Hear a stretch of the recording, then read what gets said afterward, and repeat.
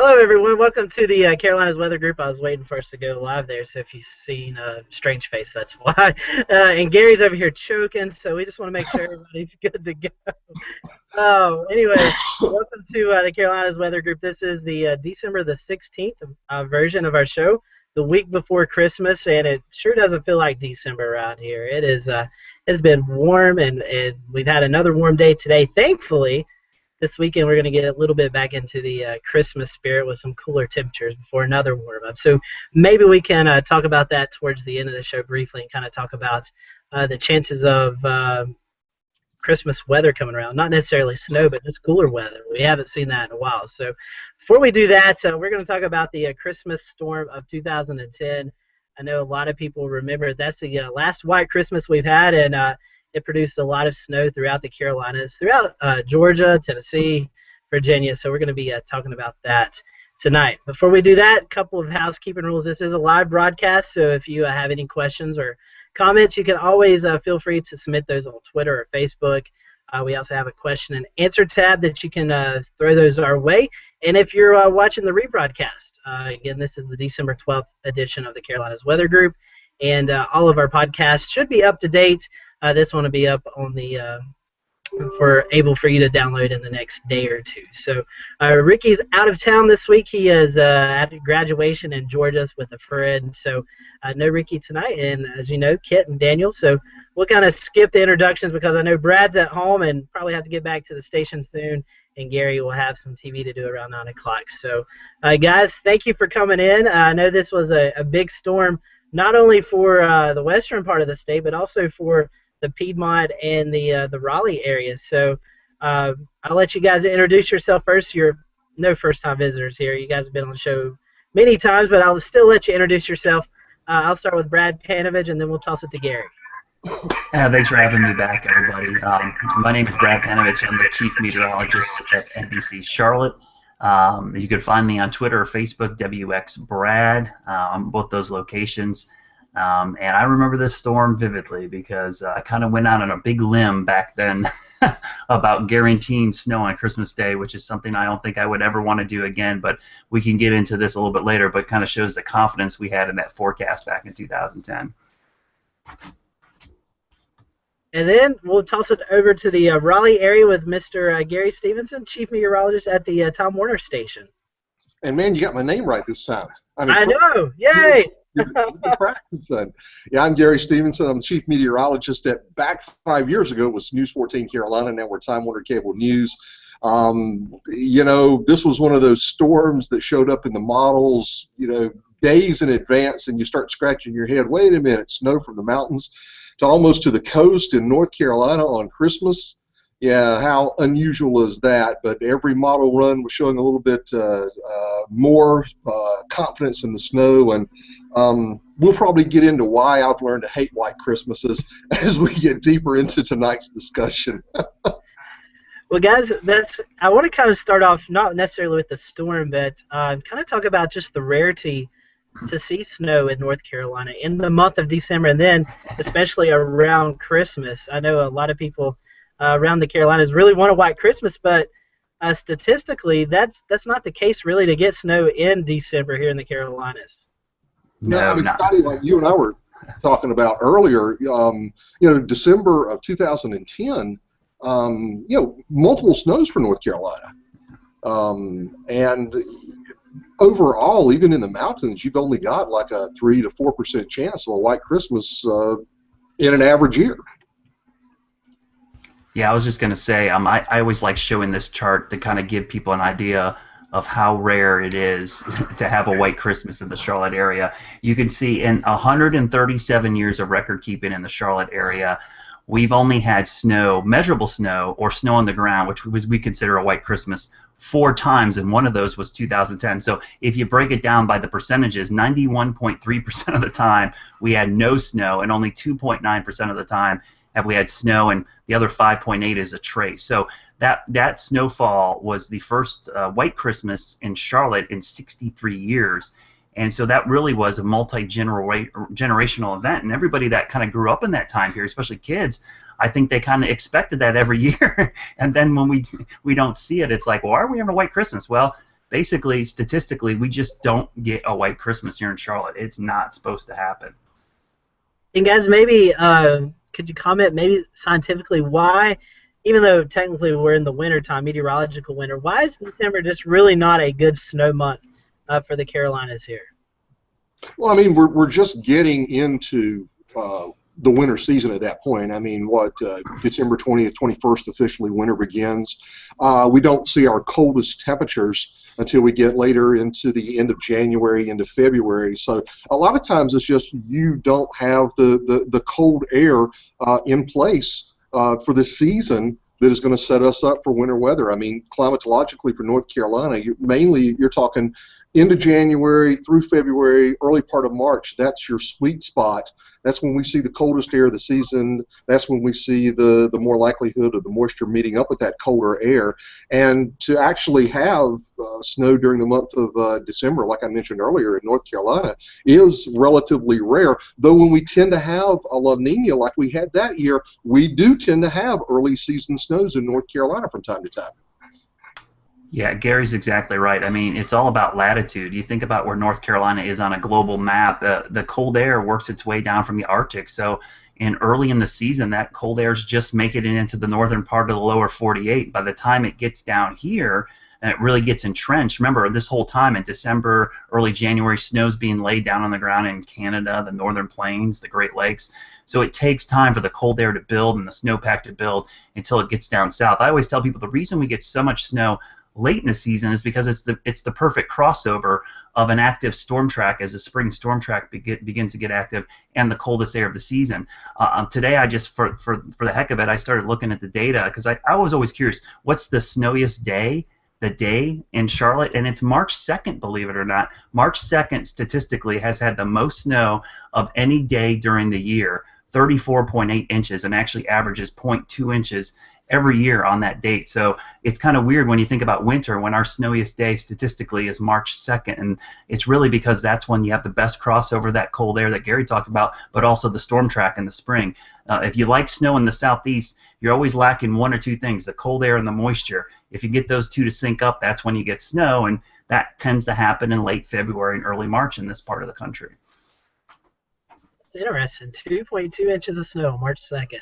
Yeah, I figured it was going to be late February, early March, but it was March 2nd. We've had more snow on March 2nd than any other year. And I always like that. I have another chart I showed today on the air. I don't think I have it with me, but if you look at I always like breaking down the snowfall by month.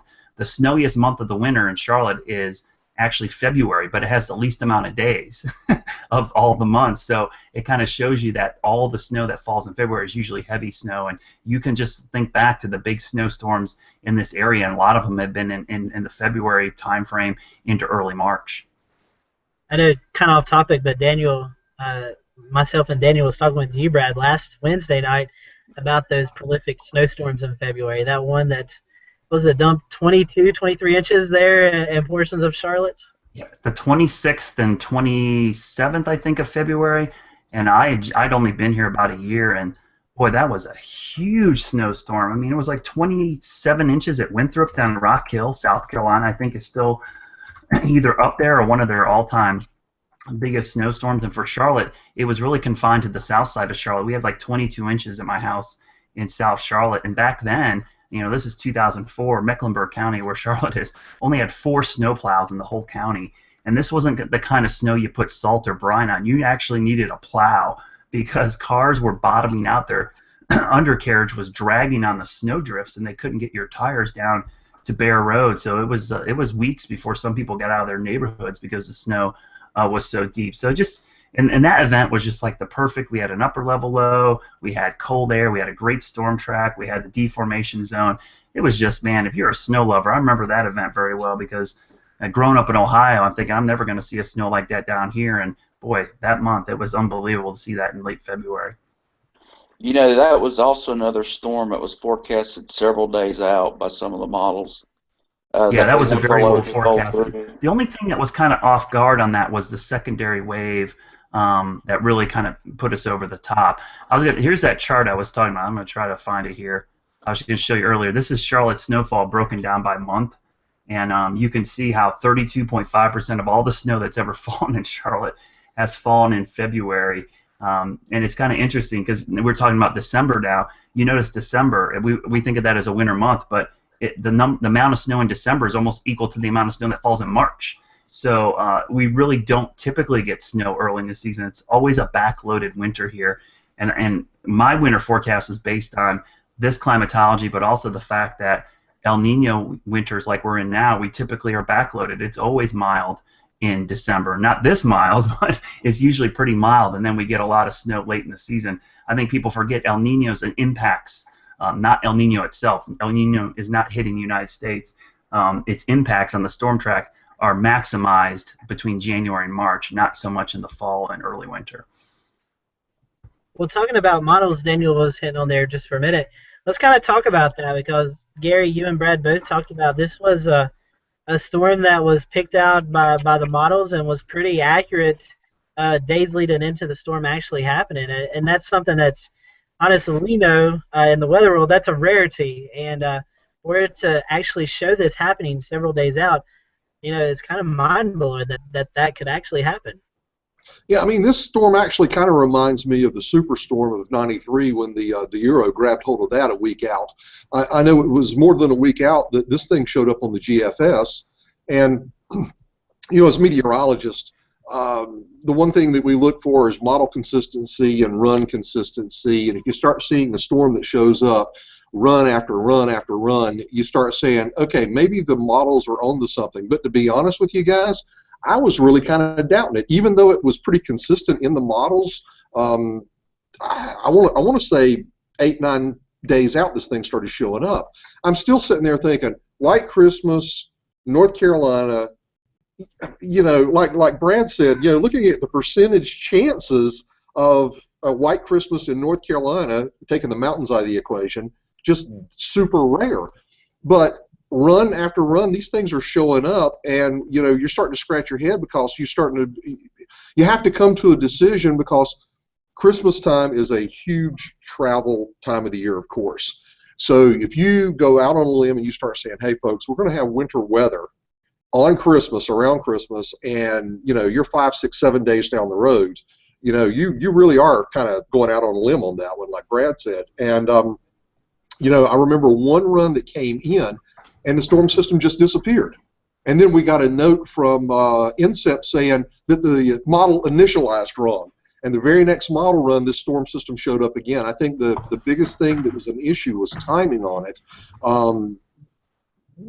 We had basically two systems that were causing the thing. We had an upper level system that came in, gave the snow to western North Carolina on Christmas Day. And then we had a Miller A come up the coast, and that's what gave the snow for central and eastern North Carolina late Christmas night into late Christmas night into December 26th. But again, I really, when I look at that and I think back at that storm, it really reminds me of how it showed up how that storm showed up in the GFS, very much like the superstorm of '93 showed up in the Euro models. And if all winter storms would show up in the models like that, our lives would be so much better. I would have less gray hair, and Brad would probably have more hair. Yeah, I would have more. So I joke, I tell people I used to have hair when I moved to North Carolina, and then you forecast a couple wedge events, and it goes away pretty quickly. Yeah, it's funny because I remember that too, Gary. It was like it was in there, and I remember when a bunch of people started jumping ship when that one model run came in and it disappeared, and that's kind of when I took a big gamble.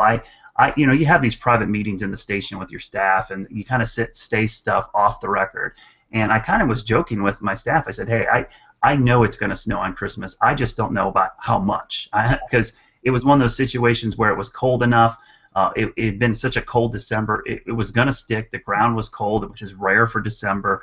And I remember, like, later that afternoon, I'm on my Twitter feed, and I see someone say, hey, you're guaranteeing snow. I'm like, what? My web director had taken that quote, put it on our website. Chief Meteorologist Brad Panovich guarantees a white Christmas, and I was like, no, what just happened? And we were partners with the Charlotte Observer at the time. They picked it up, and I'm like, oh gosh, now I done it. I mean, it's 3 days out. I'm guaranteeing a white Christmas, and thankfully, it panned out. But I'll be honest, it's one of those things you're confident, but then you're like, this is such a rarity. We only get this, every 30, 40 years.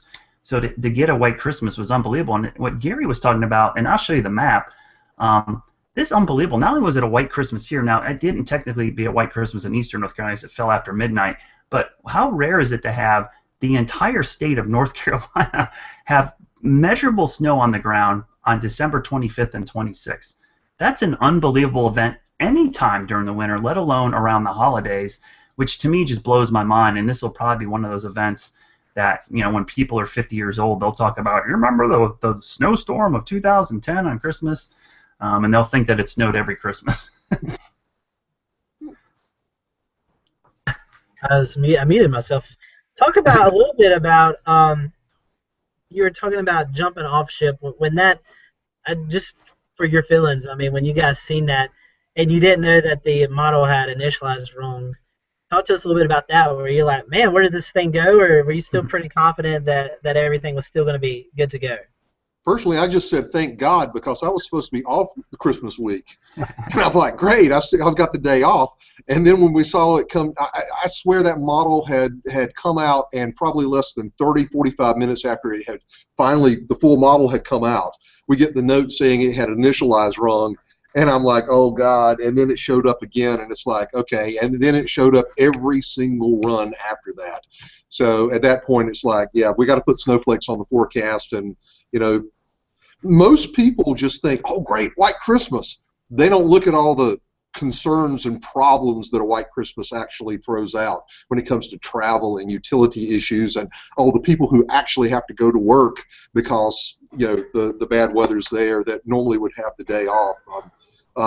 But I think we were all looking for the model to actually show what made sense for this time of the year climatologically.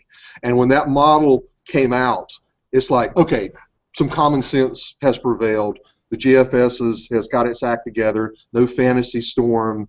Here we go, a normal winter forecast for Christmas 2010. And, like I said, when the next model came out, that went to, that went out the window real fast. Yeah, I think the thing that made me stay on board is kind of what Gary was talking about. The overall pattern was there, and I think if you're forecasting winter weather in the southeast, people always want to put out snowfall maps. Here's how much snow is going to fall. You really just want to look, are the ingredients there for a snowstorm? And even though that one model run came out, this is where I became a big fan of ensemble forecasting. The ensembles, the majority of them still had the setup there in the southeast. Even though the finer details may have changed drastically, there was still the storm track, the cold air, the moisture. Everything was coming together. So for one model run, you might just say, okay, I'm going to ignore this. I got to see another model run to see if this is a pattern. It might have just been a blip. And when we got that information from NCEP that there was a bad run, it was like, okay, well, that makes sense. And to have that much continuity over several model runs, I think is a good lesson to any forecaster. Is that one deterministic model run should not change your mind about something. You need to have several runs, and the ensemble's got to match it. It's all about continuity. I had someone on Twitter today ask me point blank, which model do you use in the long range? And I said, it depends. I said, I don't use one single model. I use all of the models. And then he asked me, well, which one would you use? I said, I don't. I mean, it changes by time of year. It changes based on which model's doing better. This is always fluid. The thing about meteorology, there's no 0-1 things in meteorology. You just can't say this is the hard, fast rule, this is what's going to happen. You got to be willing to be flexible and look at different things and be willing to be wrong on something to get it right the next time. And too often people want a yes-no answer on these things, and a lot of times it's more of a maybe answer.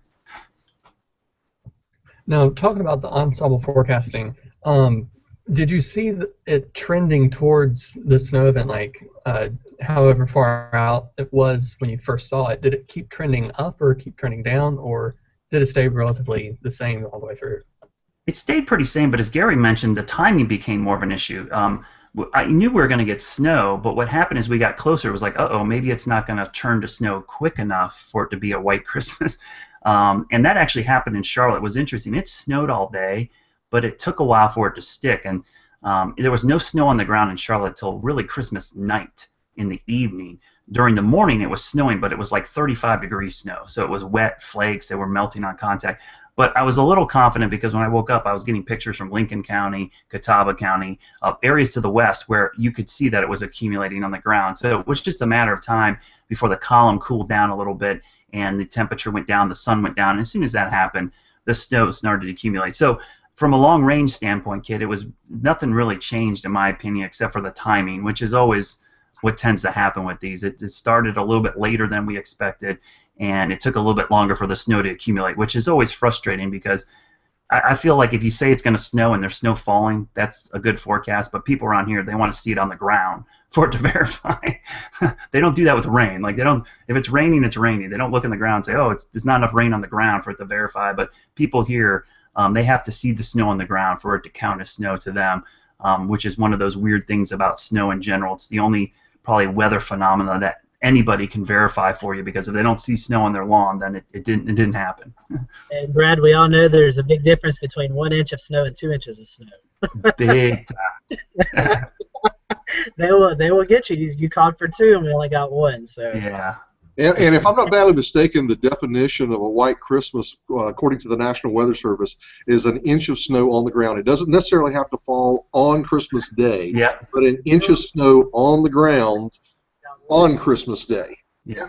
Which that was the depressing thing about Raleigh, is it started snowing. I left the station at 11:30 heading to a hotel on Christmas night. Now that's freaking depressing. But anyhow, it started snowing. It started a little bit of flurrying as I was driving to the hotel. And I'm sitting there going, is this thing really going to pan out? When I got up the next morning, there were 6 inches of snow on the ground. I'm like, yep, it panned out. Because you know what? There's always, even when you see the models, when it comes to snow in North Carolina, there's, like I think Brad mentioned this earlier, there's always that little hint in the back of your mind. Is something going to shift? Is that low going to form in a different area? Is it going to track differently? Is something going to go wrong to blow this forecast out the window? And part of the timing issue made me think about this on Christmas night is this forecast for central North Carolina with the Miller A going to fall apart? And like I said, when I got the next morning at 8 o'clock and we had 6 to 8 inches of snow on the ground in Raleigh, no, it didn't fall apart. But again, that was the bad thing. We didn't really have a white Christmas that year in central North Carolina. We had a white day after Christmas. yeah. Oh, And, details. and looking at the map that Brad had posted just a little bit ago, I wrote down some totals. 6 to 8 inches in the foothills. The Charlotte area, Charlotte metro area, Northwest Piedmont, see anywhere between 2 to 4 inches of snow. And then you guys out there in Raleigh, the day after, 6 to 8 inches, and it looked like there was a few pockets of over a foot of snow in that area, Gary. Yeah, there's a little northeastern slot that goes from Johnston County up toward the northeastern part of the state, and they got a nice little band that came down when that low moved up the coast. And that area tends to be a sweet spot sometimes with these little quote-unquote nor'easter type storm systems, and they can actually get a significant amount of snow. I mean, Elizabeth City can get hammered at times with a foot of snow when we only get a couple of inches here in Raleigh. But again, they got that little band of heavier precipitation that wrapped around that area of low pressure, and they got a nice little snowstorm out of it. I mean, I have to admit, it's pretty on the ground. It looks great when there's Christmas lights everywhere. But for the people who were trying to travel the day after Christmas, it did turn into a bit of a mess across all of North Carolina. I think Brad was trying to show it, and we lost him, but maybe we can get that back up. But Gary, also, technically not your forecast area, but not far, even some of the coastal plain areas saw a little bit of snow as well. I mean, I think Hatteras and areas like that on the Outer Banks maybe picked up an inch. Yeah, I mean, Hatteras got pretty much. I was looking because it's funny that Brad pulled up that map, because I've actually got the same maps. I'm actually working on a story for our on-demand channel about a look back at that winter storm, and I pulled up that same map. But yeah, basically there was a trace of snow on the Outer Banks at Cape Hatteras, which again, you're early in the winter season. I mean, basically the week before that storm hit, it was still fall, technically. So you've got warm water in the Sound, you've got a fairly warm, ocean temperature, and to even pick up a trace of snow on the Outer Banks with this storm system was pretty impressive, because, you're surrounded by water whose temperature is probably at least in the 50s that time of the year. So, I mean, you know, when you look back at that storm again, it more than likely is going to be once, if not twice, or once in one or two generations storm, as Brad mentioned earlier, because you know those that time of year are very, very rare. And talking about the ocean, Shay Gibson joined us a little bit late. Shay, what was it like down there in the Charleston area? And maybe talk to us a little bit about how, like Gary was talking about, how hard it is to actually get snow to accumulate along the coast. And no, he's exactly right. The water temperatures, you know, we have the Gulf Stream that's so close nearby, and we have, you know, cooler shelf waters. They tend to cool faster than the Gulf Stream. The Gulf Stream's pretty consistent all year round. It just cools a little bit during the wintertime, but it gets very hard because your cooler air mass is trying to dynamically force down through the Piedmont and down into the coastal areas, and then you have this warmer water, and it's problematic, especially right along the coastline. So to have a trace even at Outer Banks, which is even closer to the Gulf Stream, is pretty impressive. And Brad and Gary, after the show, I'd love to introduce you guys to Shay because he does some cool stuff that I think you guys would really like to get involved with. But we were talking a little bit about the event, and I know we all had some stories, and Gary has a few stories. So let's talk a little bit about the memories, what you remember from it, and how it really not only put a kink in the armor of the general public, but you guys on TV who you're wanting to spend time with family with Christmas, but you are here covering the storm.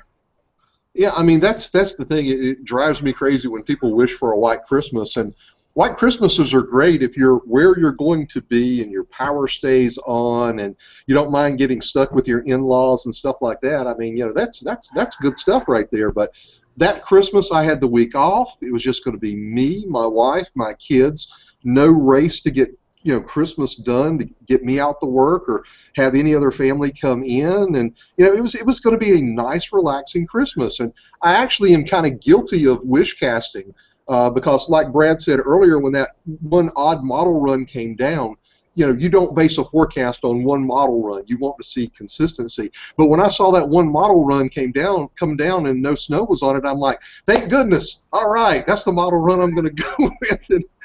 But I refer to that as reverse wish casting. But yeah, I mean, I left my home 2 o'clock on Christmas afternoon, and I looked at my wife and kids standing on the front porch, and I said, I have no idea when I'm going to see you again, because I came to work that day and spent the next 3 nights at a hotel room down the street from the TV station.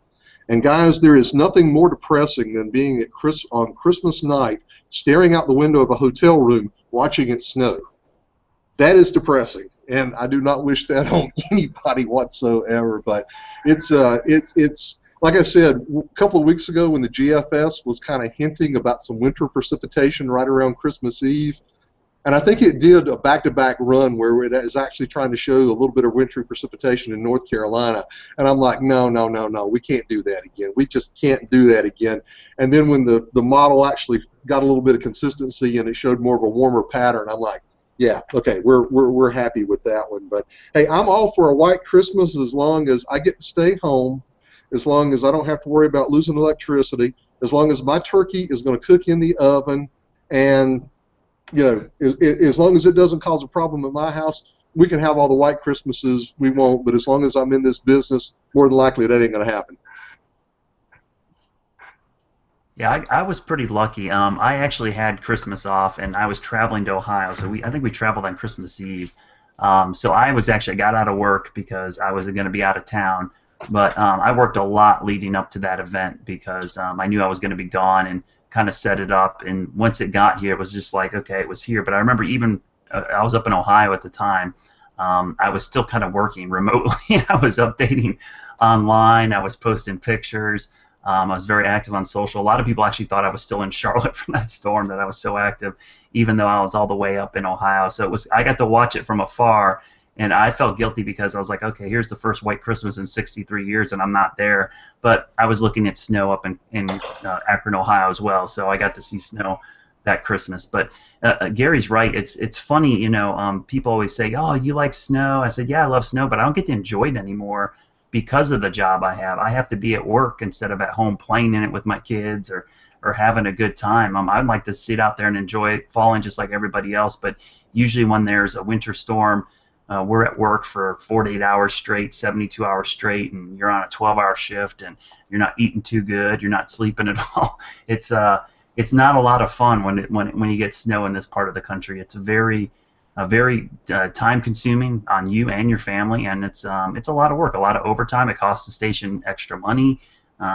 It's not one of those things we take lightly, and people always think, hey, you're hyping this thing up, but anyone who lives down here knows these have huge impacts on this area just because we don't have the kind of infrastructure and snow removal that they do up north.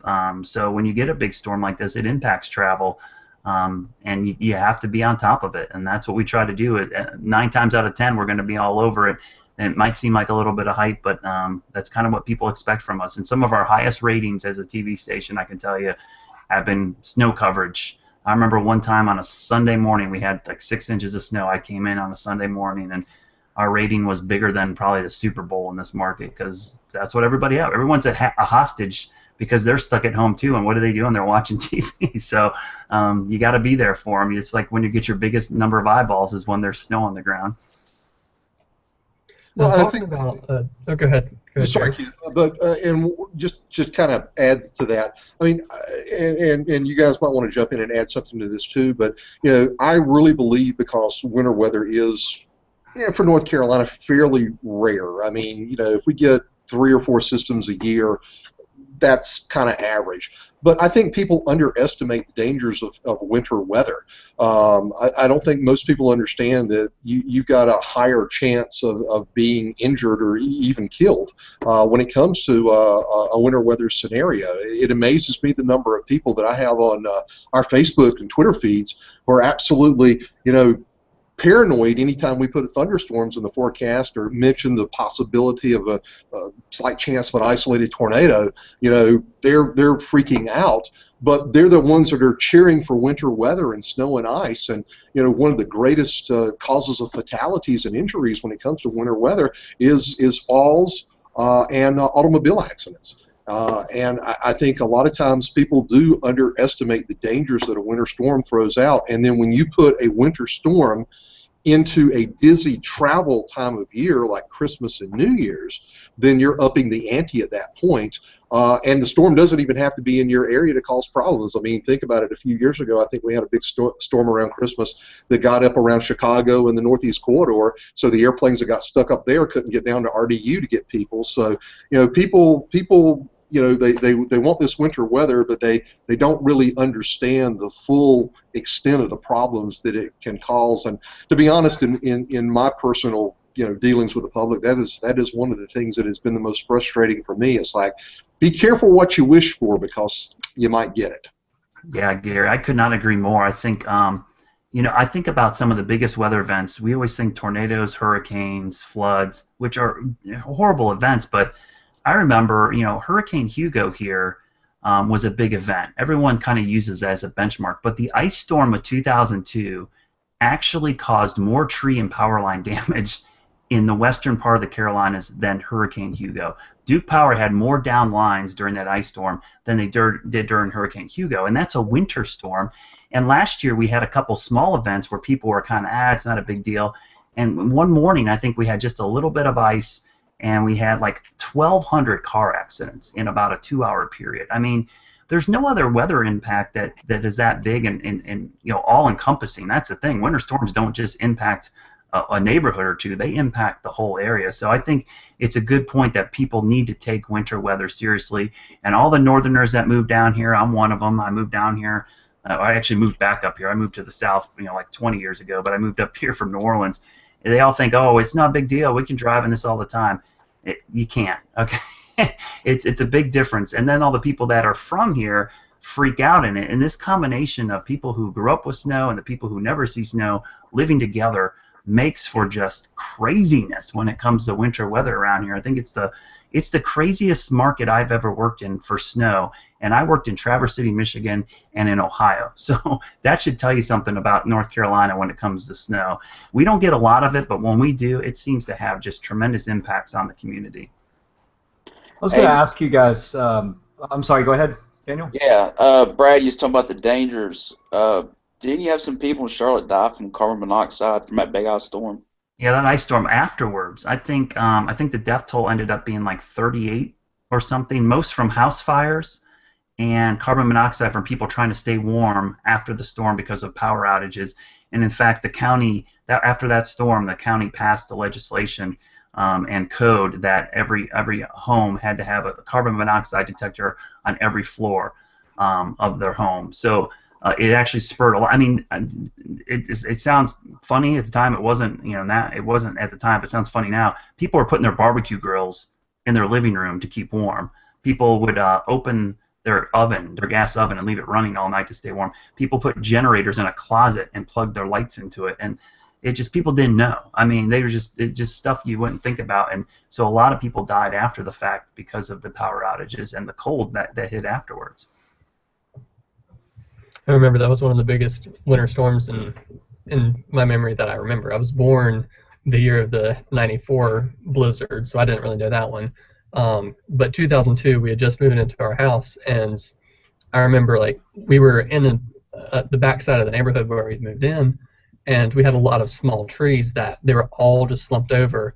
And that night when it was all falling, I remember seeing the flashes of all of the transformers blowing. Do you remember the sounds? I mean, like you would just go outside and the sound of trees cracking all night long. It was the most eerie thing. And I had just moved up here from New Orleans literally that week. And I remember looking at the models and thinking, boy, that's a lot of QPF for 28-degree surface temperature. And there were still leaves on the trees because this was the first week of December. All the leaves weren't off the trees yet. And the funny thing about that storm, as much ice as there was in the trees and power lines, there was absolutely zero ice on the ground. None at all, because the ground was so warm and it was raining so heavily that the warm rainwater was actually keeping it from freezing on the ground. But in the trees, where you're surrounded by air on all sides, just like bridges and overpasses, it was freezing on contact with everything. So you had 1.5 inches, 2 inches of ice. I mean, I just remember that it was pouring rain, like a downpour, and 28 degrees outside, and I'm just like, this is miserable. I actually wish it was snow at that point. Shay, I think you had something that you wanted to add. Yeah, I was wanting to ask. Now, when you're looking at this, this upper low kind of spinning, I think the pressure got down to what 976 millibars, and you have your cold pool up high, and then you're looking at your SCU-Ts or your atmospheric layering. I read somewhere that it started out as smaller snow grains that grew into quarter or nickel to quarter-sized dendrites. So then you have wind factored into there. So I looked at some of the old archives, and there was 20 to 25 knot winds, pretty gusty. When you're working with the public and you're telling them to stay off the roads, tell us a little bit about how you deal with emergency management and the type of snow or the quality of snow that you're getting coupled with the winds. Well, for us, I think one of the things that's interesting about the snow up here is the ground temperature is so very important, and those road temperatures. And I wish the state of North Carolina would spend more money on censoring the roads. The DOT has some sensors, and there are some ground temperature sensors, but that's one thing that seems to be a huge factor in impact on travel is how cold the surface temperature is. Because we've had events, and Gary could probably speak to the Raleigh snow jam with 1 inch of snow falling at rush hour with cold surface temperatures creating mass chaos. You saw this in Atlanta too. If you have a cold surface layer, especially the ground temperature near or above freezing mark, and you get just a little bit of snow, especially a dry snow, that tires will melt and then it refreezes as other cars drive over. Those tend to be the impacts that I look at that have the biggest impact, and I will talk to emergency managers about. The type of snow that falls is interesting. That's something I look at quite a bit as far as what kind of snow crystallization, because I make snow in my backyard for fun, believe it or not. And I always like showing people the kind of spiky rods that we get when we make man-made snow versus the dendrites that fall. You can actually see it sometime in a flashlight. It's pretty cool. And it depends on that type of crystallization can definitely have an impact on the road surface. But in my experience, the road surface temperature tends to be the biggest driving factor into how it impacts travel in our area. And it's interesting that you mentioned that, Brad, about the road sensors, because I think everybody, including emergency managers, would love to see that, because a lot of times when I'm on a conference call with the Weather Service when we're leading into a storm, if there's a question that comes out, it's one of the emergency managers saying, what are the road temperatures at right now? And I think that would be an extremely valuable investment to make, is just to strategically put them in certain areas that tend to be a little more ice prone, or when we have events like that. But because one of the things that DOT actually does right now is they'll spray the brine on the road. And unfortunately, the way winter storms work around North Carolina, it's very rare to actually have one start as snow. A lot of times we end up with rain and it will change the snow, so the brine will wash away, though I am reassured by DOT that it does help a little bit. But it's not as good as it would be as if they sprayed brine and we ended up with the snow on top of it before we get any rain. Yeah, the whole DOT thing is really interesting. I have a brother in Ohio, and he's a landscaper, so he does a lot of snow and ice removal in the wintertime. And I was telling people down here, I said, a lot of the districts around here, the DOT districts, don't have calcium chloride, which is a melting product that you have to use when the temperature gets down in the low 20s. And that's a rare event around here, but we've had some of those where it's gotten really cold, and just regular salt, rock salt, and brine doesn't work below those temperatures, so you have to mix in this calcium chloride. It's a little more pricey, but it's always interesting at times when you get into that type of setup where it gets so cold that you can't use brine or rock salt. You need calcium chloride, and a lot of the counties now around here actually have purchased some of that for those type of events, because I think those road sensors would be great for freezing fog, for black ice, for a lot of events we get here, which tend to be more of an issue than the snow events, the black ice stuff refreezing on the roads after even a rainfall. How's the DOT do on mesonettes? Are there any public or private mesonettes that you are tapped into for additional data? Oh, I wish. I know that we have a couple DOT cameras that have the road sensor and pressure plates in them, but they're not great. They're usually around bridges, which and they're not on the bridge. They're usually on the underpass side, which doesn't do a lot of good. Sometimes you get some weird numbers in there.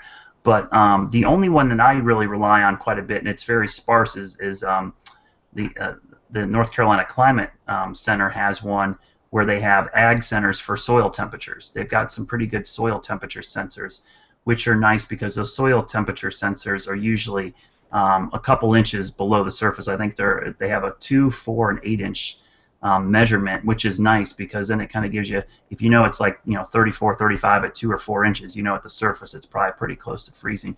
But I'm telling you, there's maybe like 10 of those in the whole state, and they're in farms. They're not in populated areas.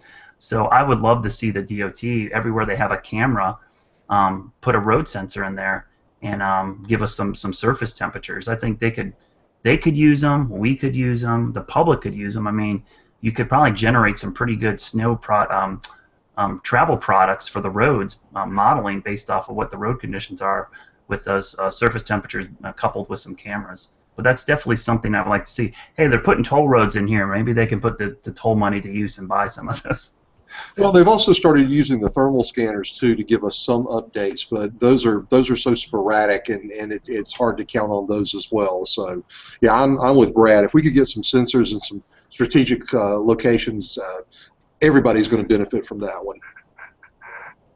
Daniel, I was want to get your take on the Christmas event because you're more closer to the mountains where they've seen a lot of snow, and maybe bring Brad in on this as well, because I believe there was a Northwest event after this snowstorm, maybe a couple of days after, that dumped another half a foot to a foot of snow up in the mountains. So Daniel, what was your thoughts or your memories from this event?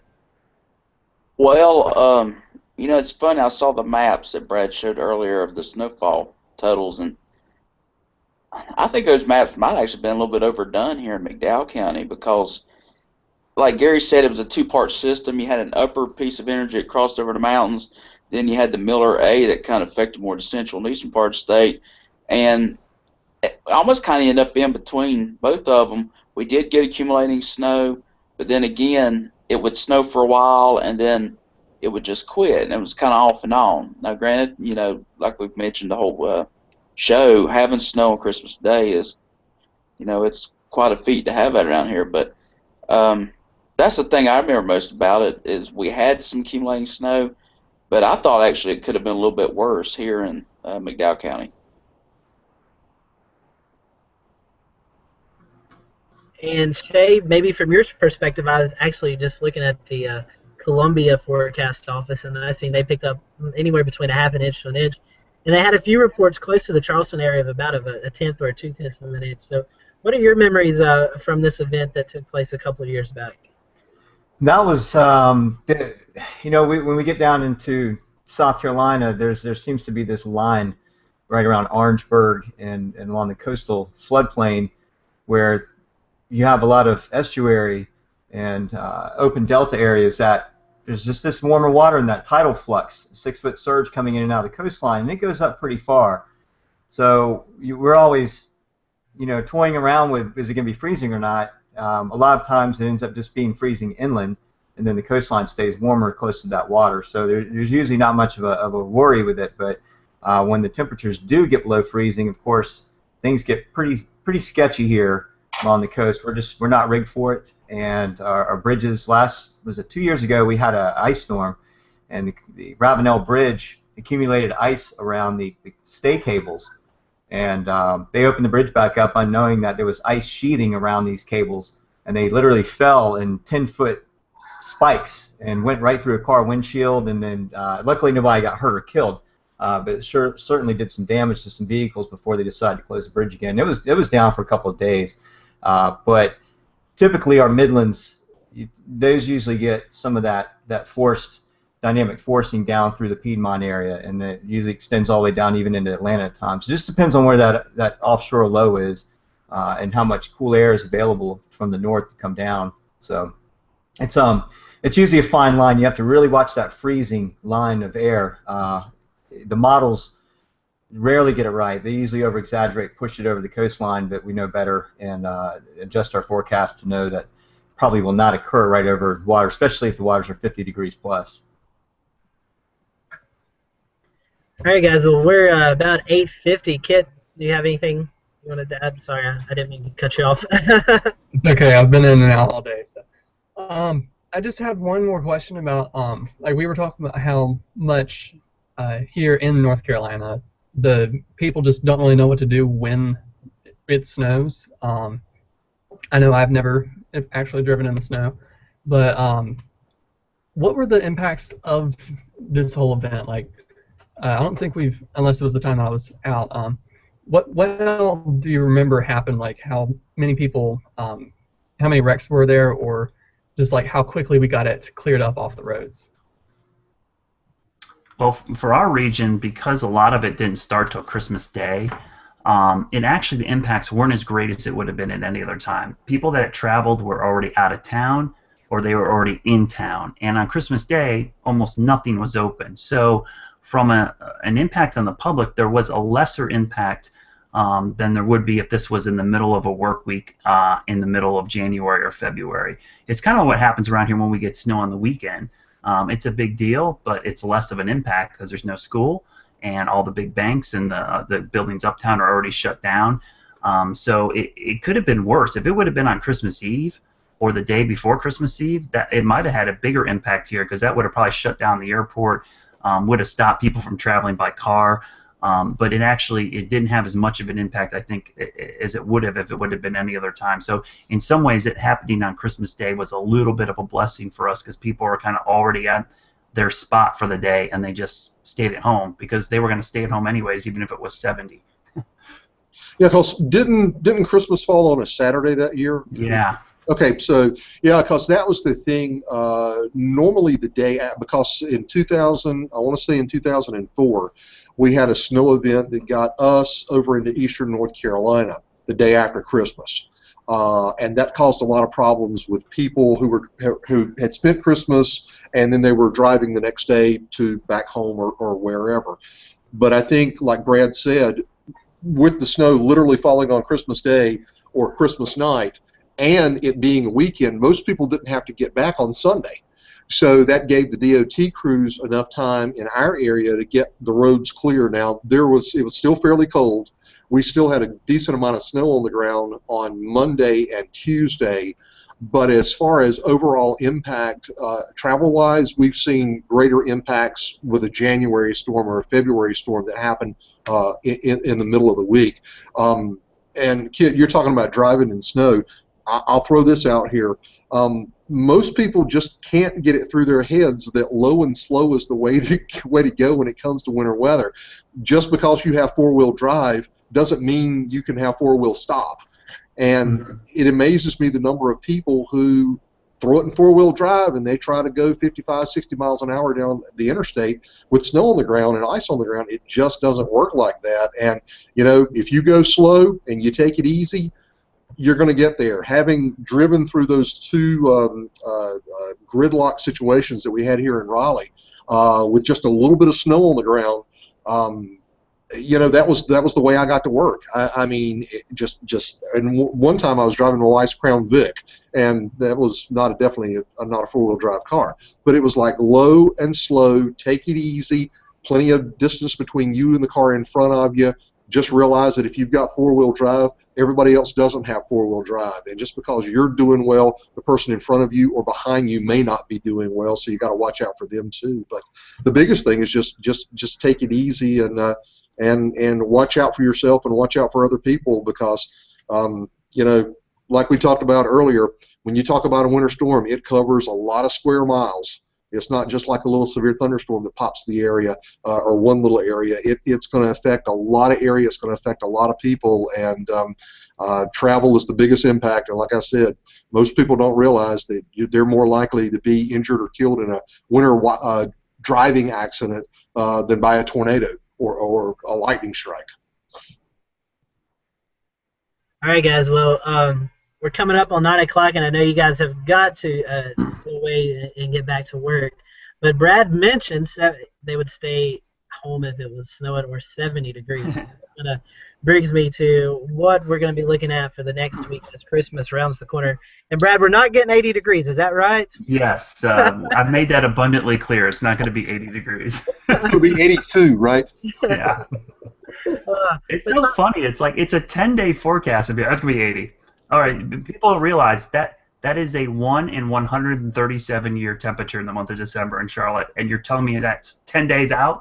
Come on. I mean, everybody knows it's going to be warm Christmas Day, but saying it's going to be 80 is ridiculous. Here's the thing we don't think about, and I think this is a good point brought up about boundary layer meteorology. Stuff that goes on near the surface is really important. This time of year, this is the lowest sun angle of the year, okay?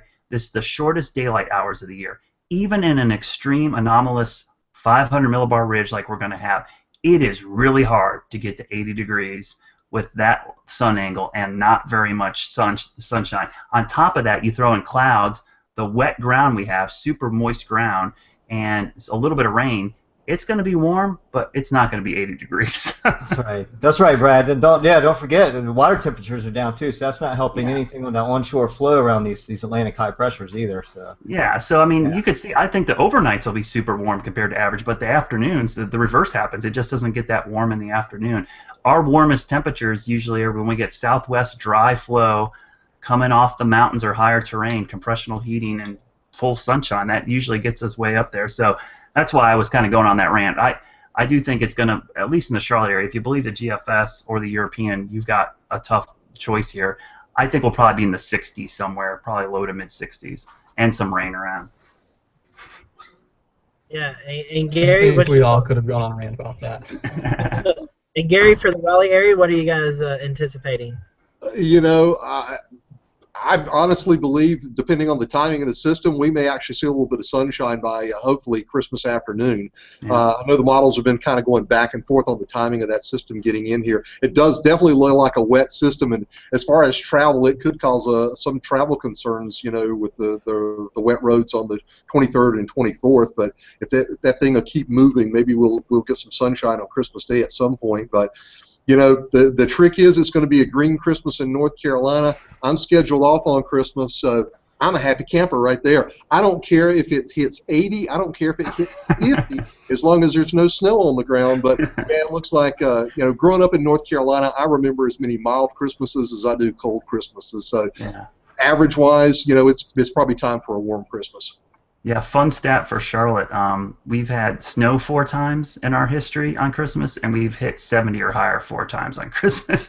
So guess what? Both are equally possible. And Brad, I know you've been fielding these questions, and I'll make this my last question. A lot of people are writing off winter already. It's Yeah. only December. Maybe you and Gary can help ease the fear of a lot of people and say winter is not really here yet. I mean, we've all been talking about how December is going to be wild, but we go further into winter, we're pretty sure that winter will come eventually. Yeah, I think it will. This is not going to be an Arctic polar vortex winter. That's just not an El Nino pattern. But the thing about snow is we could have a completely mild winter and have 1 or 2 events sync up with an active subtropical jet and some cold air and end up with 1 or 2 huge events that will skew our snow total, but I bet our average temperature for the winter would be above average. I mean, that's just the kind of pattern. And if you look historically, El Nino winters, especially strong ones, every single one had above average Decembers. But when January through March timeframe hit, it got back to average or below average. So that's what I would expect right now.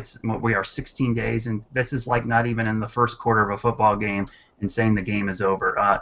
You just can't do that. I think Gary brought up wish casting. I think what happens in the wintertime, and as a forecaster, I'll be honest, I like snow. I'm a skier.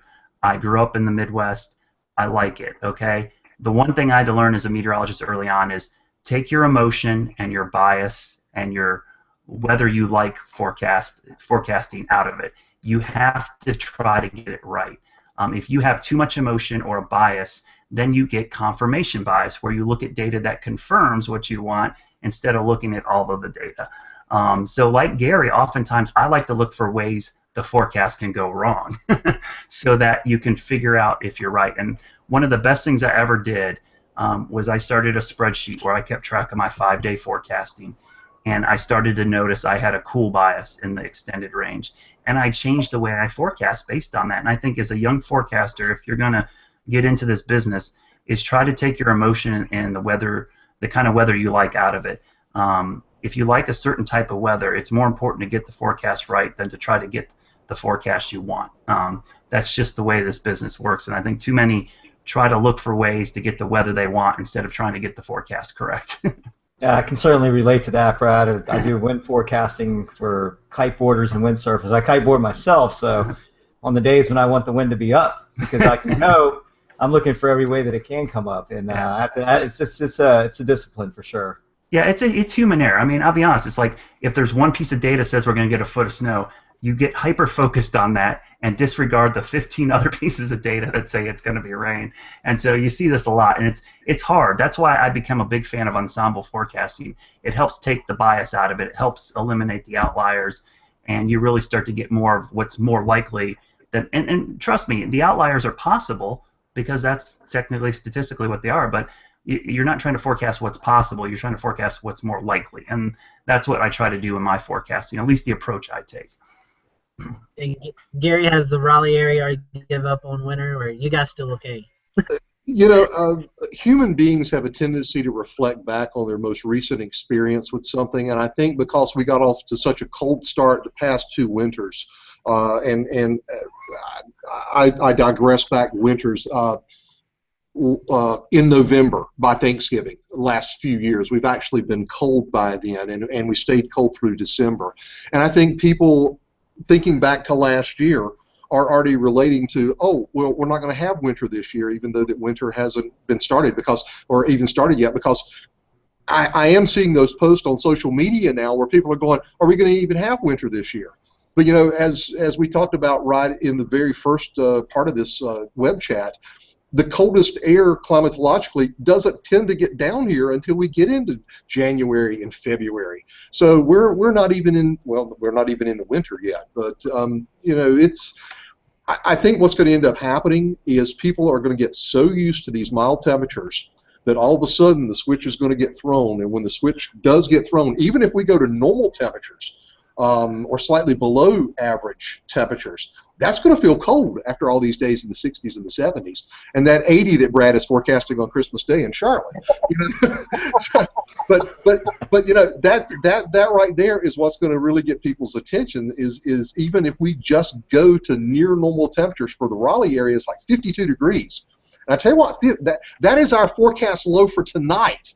Is 52 degrees. So when we go daytime highs in the 50s and nighttime lows back in the 30s, people, whether it's cold or not, technically, weather-wise, even though that is average, people are going to know real fast that winter is definitely going to come this year. Well, one last final thing that I want to throw in before we wrap up is Peter. He messaged us in the chat earlier and said that just to get his 2 bits in, he was off tonight. He said that the same storm came to him on the 26th and 27th, and they up there in New Jersey ended up with 2 feet of snow. So it kept on going. So it could have been worse. Yeah, there's actually a map on the National Weather Service Raleigh page. If you go to past storms, they have a very nice write-up showing the impact of that storm in North Carolina and all the way up the East Coast. And basically, that storm system dropped snow from the Tennessee Valley up across parts of the Ohio Valley and all the way through the Northeast. So, for the most part, it affected, what would you say, Brad, about a quarter of the United States? Yeah, that snowfall map is that snowfall map's amazing. I know when you're talking about it, it shows snow cover from the Great Lakes to the Northeast to the Southeast. I mean, that was a big event. It impacted a lot of people. All right, guys. Well, we'll jump off here. It's just a little bit after 9, so we appreciate you, Brad and Gary, coming on. Before you leave, please share your social media and how our followers can get in touch with you. All right, you can find me at WXBrad, and go check my blog out because I was just looking at my blog because I found a couple posts I actually made before this storm, and one talking about that model flip and that I wasn't writing it off, so I kind of chuckled. But I have some great write-ups on my blog. It's WXBrad.com about El Nino, about this winter, and about that winter and some of the past stuff. But you can find me there and on Facebook, and I'm easy. Just Google me. You'll find me anywhere. And Gary? I am under on Facebook. You can remember. Can you remember this? I can remember it, actually. I've been practicing. On Facebook, it's Chief Meteorologist Gary Stevenson, and on Twitter, it is G_Stevenson_WX. I've been practicing, man. I've been on the program so much, I actually remember the freaking thing now.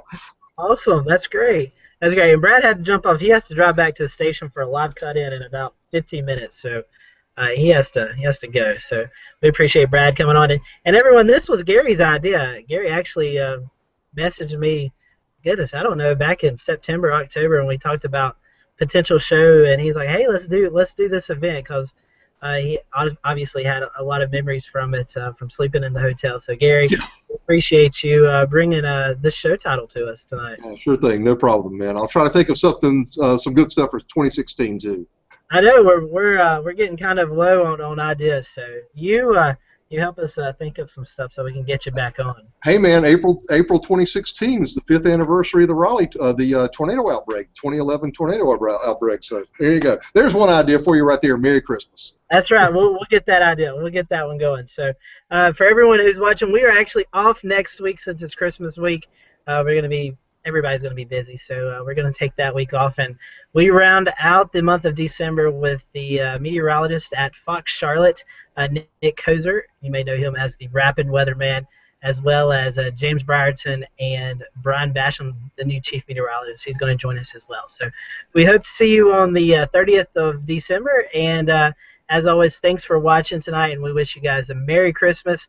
Stay safe out there and enjoy those warm temperatures. Happy trails.